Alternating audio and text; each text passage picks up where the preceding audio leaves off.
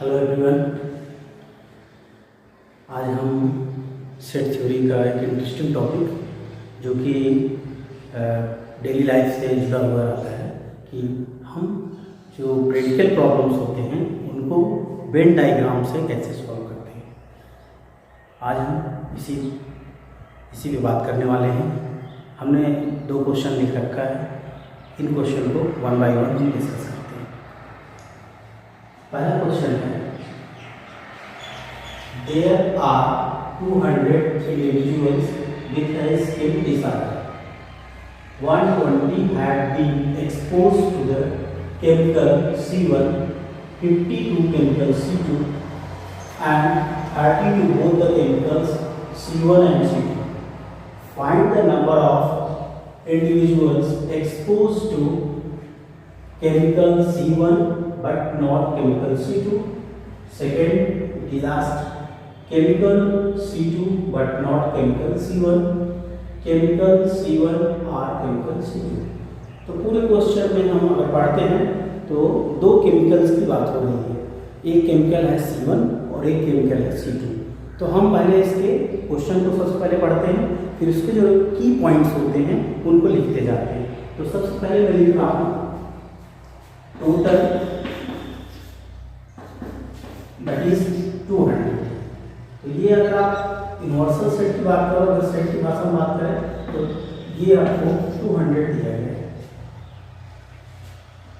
After that 120 had been exposed to chemical C1। तो number of C1 chemical वाले हैं 120, 120 जो है C1 केमिकल से एक्सपोज किए गए। फिर से हम आगे बढ़ते हैं 52 केमिकल C2। तो number of C2 chemicals expose is 50। ठीक है, फिर से आगे बढ़ते हैं and 30 to both the chemicals C1 and C2। यहाँ एक वर्ड एंड आ रहा है। एंड का मतलब होगा कि 30% ऐसे हैं जिनको केमिकल C1 और C2 दोनों से एक्सपोज किया गया है। So we should write as n of C1 intersection C2 equals to 30। ये क्वेश्चन के इंफॉर्मेशन जो गिवन थी वो हमने लिख दी। Now come to what we have to find the number of individuals exposed to chemical C1 but not C2। अब ये क्वेश्चंस के आंसर देने के लिए हम एक वेन डायग्राम बनाते हैं। Suppose we have a universal set. Here we have a universal set U। ये टोटल रेक्टेंगल से दिखाया जाता है कि ये 200 हैं।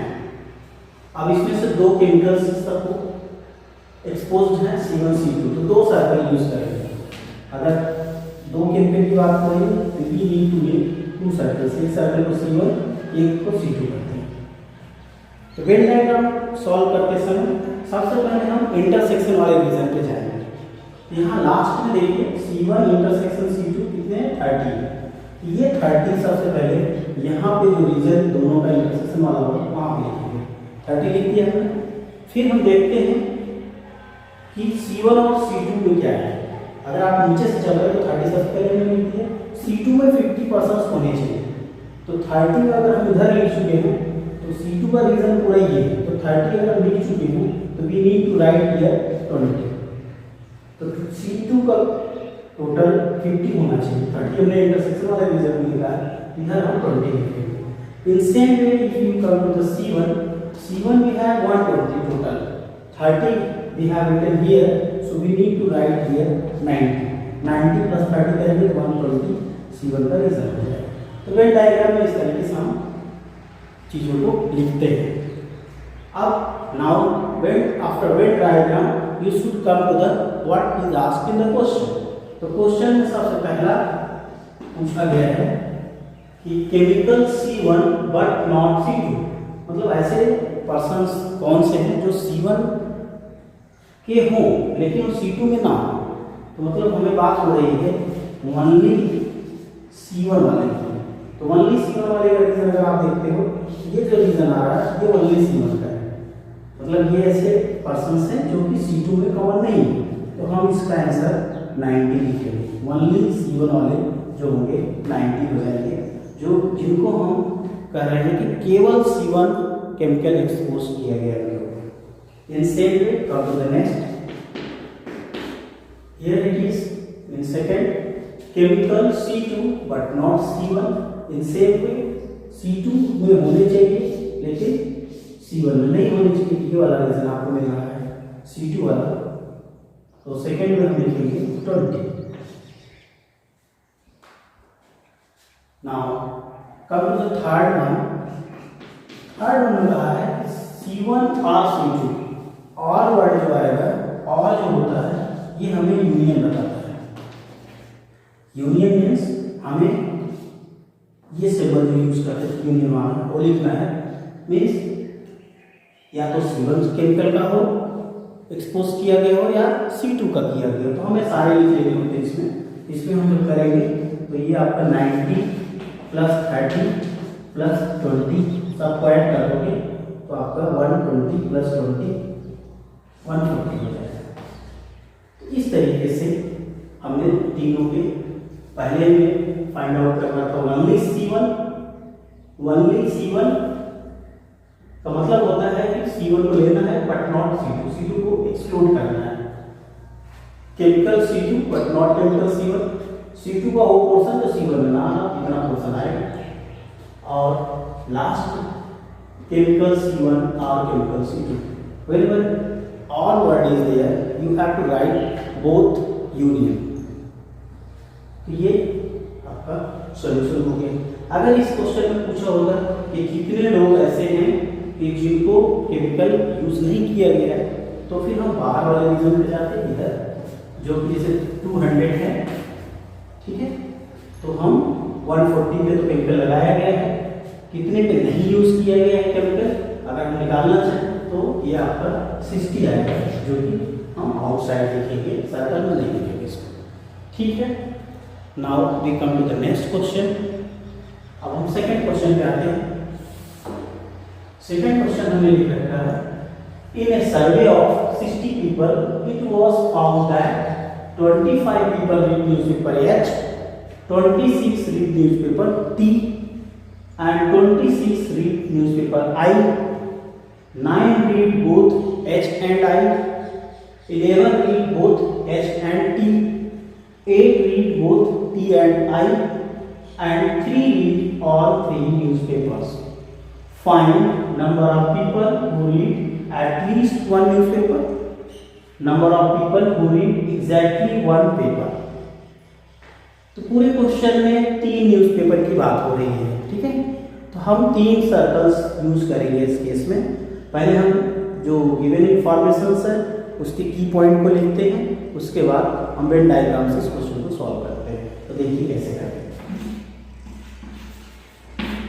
सबसे पहले सर्वे 60 पर्सन्स पे है, तो that is the universal set number of you जो है आपका 60। टोटल जो होता है हमेशा यूनिवर्सल सेट से लिखा जाएगा वो 60 पर्सन्स है। Now it was found that 25 people read newspaper H। तो H के लिए हम क्या यूज करें, नंबर ऑफ H is 25।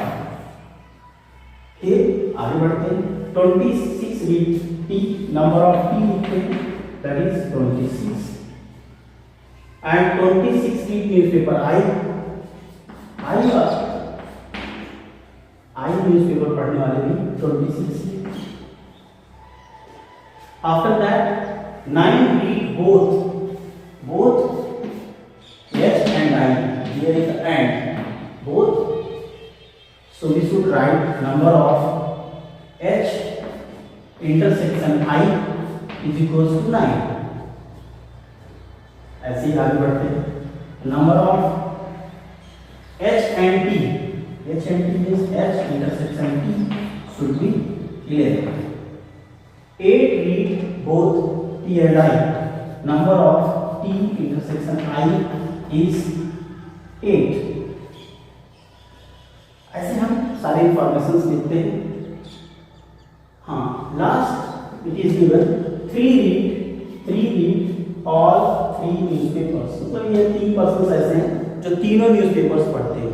तो तीनों न्यूज़पेपर पढ़ने का मतलब हुआ कि ये एच टी और आई तीनों पढ़ रहे हैं, तो उनको कैसे लिखेंगे, number of H intersection T intersection I equals to 3। जो तीनों में कॉमन है उसको लिख रहे हैं, तो तीनों न्यूज़पेपर पढ़ने वाले 3 पर्सन। अब इसको सॉल्व कैसे करते हैं, प्रोसीजर सेम है। You should make a Venn diagram. Here we have universal set and we have 3 newspapers, so we need 3 circles in this way. This should make 3 circles and serial wise we should write H T I. H T I. I have written H T I. So now last से हम solve करना शुरू करते हैं। सबसे पहले तीनों का इंटरसेक्शन क्या है, 3 आ रहा है, तो 3 डिजिट को हम इस वाले ब्लॉक में लिखेंगे 3। अब next T and I. T and I कहाँ है, टी एंड आई का रीजन ये है, टी एंड आई का रीजन ये है, तो टी एंड आई में 3 तो हो चुके हैं, तो टी एंड आई को मिला के 8 होने चाहिए, तो 5 हम दिस साइड लिखेंगे। टी और आई का रीजन पूरा ये था, 3 हमने यहाँ लिखा, 5 में। Now H and T कितने हैं, H and T we have 11, तो H and T में हमने H और T का इंटरसेक्शन यहाँ लिख रहा है, H and T में 3 के बीच दिया था, तो हमारे पास जो बच रहा है, ये वाला डिजिट बच रहा है 8 मान लेते हैं, इसके सेम में यहाँ लिखिए 8, ठीक है। H और T में टोटल 11 होने चाहिए। Now come to the next H and I। H and I कितने हैं, 9 है, तो 3 तो लिख चुके हैं। H and I का रीजन ये है इतना, H and I का ये और 3 लिख चुके हैं, तो 6 यहाँ।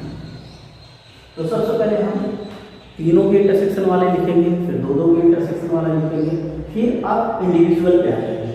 इंडिविजुअल का सबसे पहले आई को देखते हैं। आई पे टोटल कितने, 26, और यहाँ आई के कितने हो चुके हैं, 6 3 9 9 5 14 हो चुके हैं, तो 12 आप यहाँ पे लिख दो साइड में, 12 यहाँ हो जाएगा, ठीक है। अब ऐसे ही हम नेक्स्ट आते हैं टी के कितने हैं, टोटल 26 हैं, वो कितने चुके हैं उनको देखते हैं। 5 3 8 हो चुका है, 26 लिखना है, तो 26 माइनस 8 करेंगे, तो दैट इज 18, ठीक है। टोटल मिला के टी का रीजन पूरा टोटल ये पूरा टी का रीजन है, यहाँ से इस पूरे को मिला के 26 होने चाहिए। अभी हमने 5 3 लिखा था, 8 हुआ था, 26 चाहिए, 80 इधर साइड आ गया। ऐसे H पे देखेंगे, H पे टोटल मिला के 25 होना चाहिए। हमने कितने लिख लिए हैं, 6 3 9 9 एंड 8 17 तो लिख चुके हैं। 17 लिखने के बाद हमें 25 चाहिए, तो ये रिमेनिंग जो होगा ये आपका 8 हो जाएगा, ठीक है। तो इस तरीके से हम बढ़ते जाते हैं।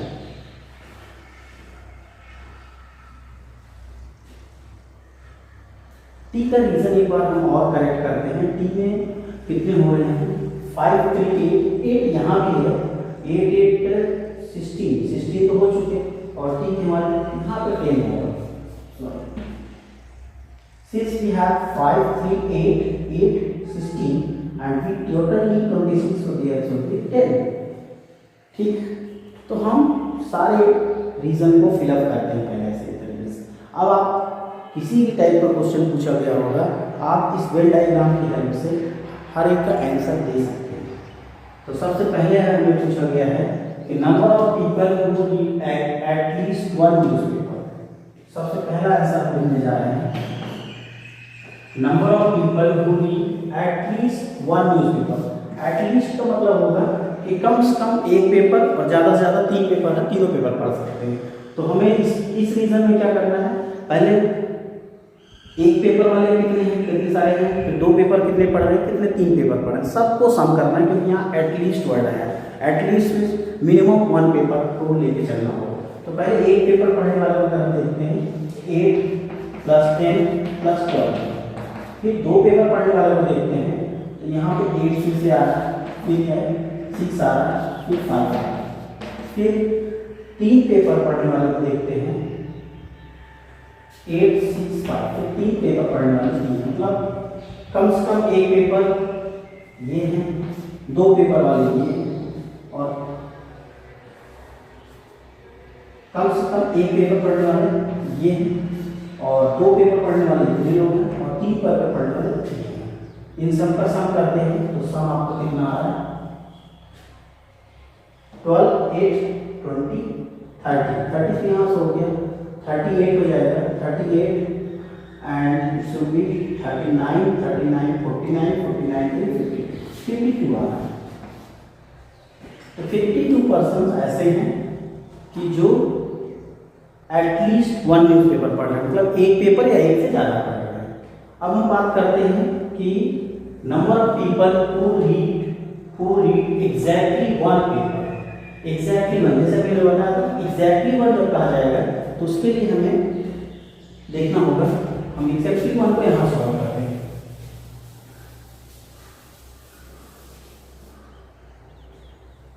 सेकंड पार्ट को हम यहाँ कर रहे हैं exactly 1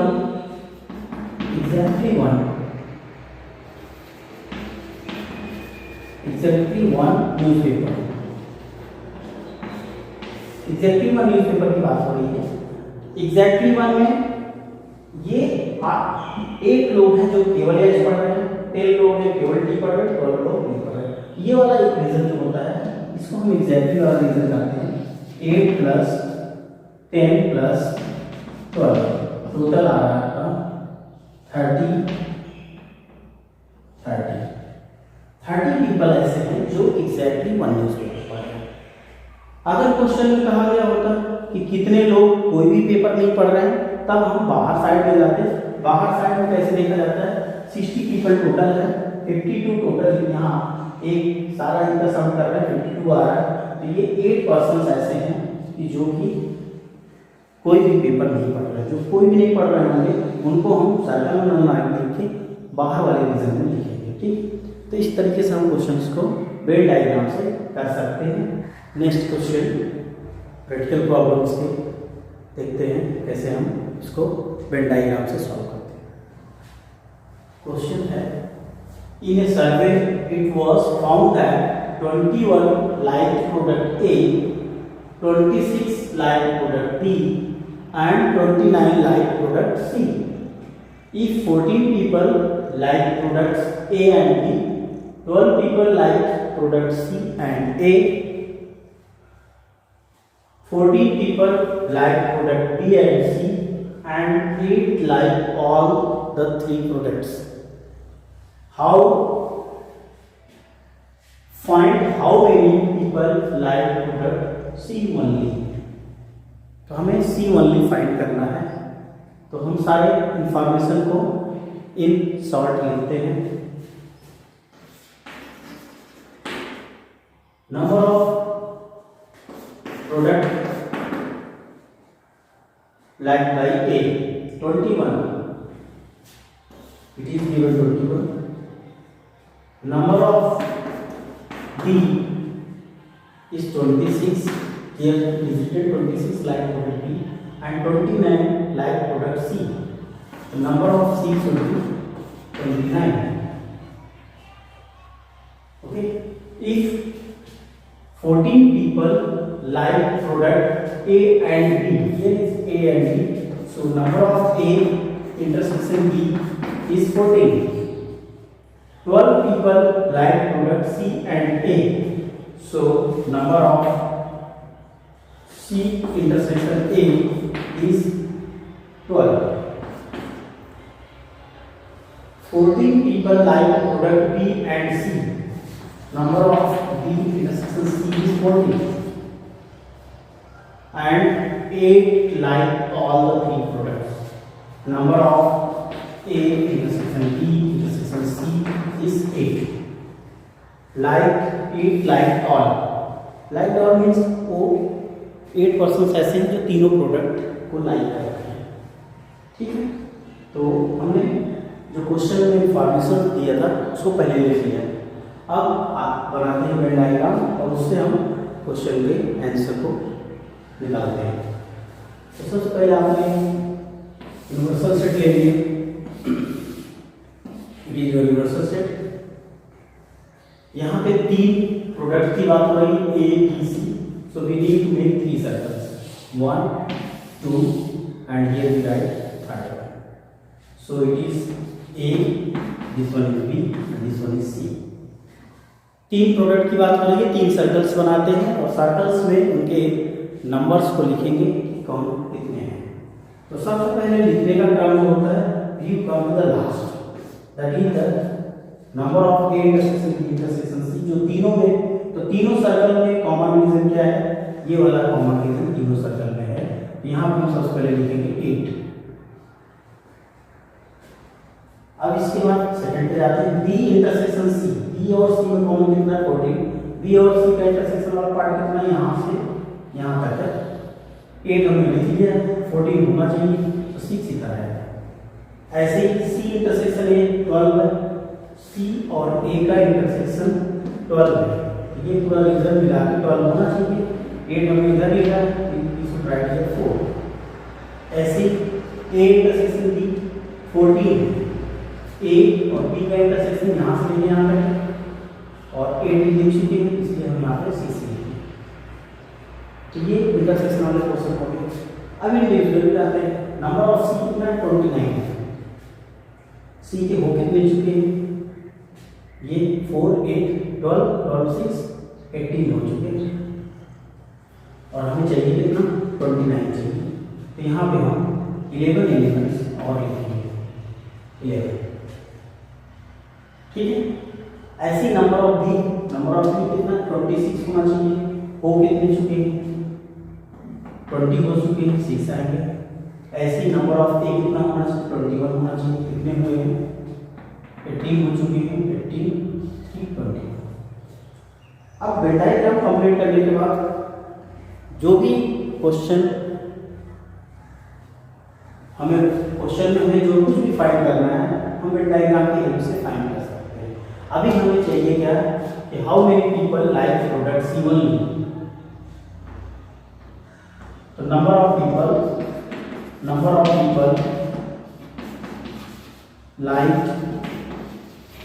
like product C only की बात होगी, ये हमें फाइंड करना है, how many people like product C only. तो सी ओनली जो कहेगा, ये वर्ड आप ध्यान रखना, like product C means total C की बात होती है, उसमें कुछ कॉमन रीजन भी हो सकता है, जैसे यहाँ पे था कि 29 टोटल है सी को लाइक करने वाले, लेकिन ओनली सी कहेगा, ओनली सी मीन्स वो रीजन आपको लेना है जो कहीं भी किसी से ज्वाइंट ना हो। तो ये रीजन हमें दिख रहा है, that region is not joint to anyone, so this answer should be the your clear. So number of people like product C only का 11 हम वेन डायग्राम से ले सकते हैं। अगर क्वेश्चन में पूछा होता है how many people like product A only, तो then we should write 3, and if like product B only then it should be 6। तो इस तरीके से आप वेन डायग्राम का यूज करके न्यूमेरिकल्स को सॉल्व कर सकते हो। इसकी क्वेश्चंस की आप प्रैक्टिस करिए, क्योंकि ये बहुत ही इंपॉर्टेंट टॉपिक है, आगे भी आपके लाइफ में काम आएगा। Okay, thank you.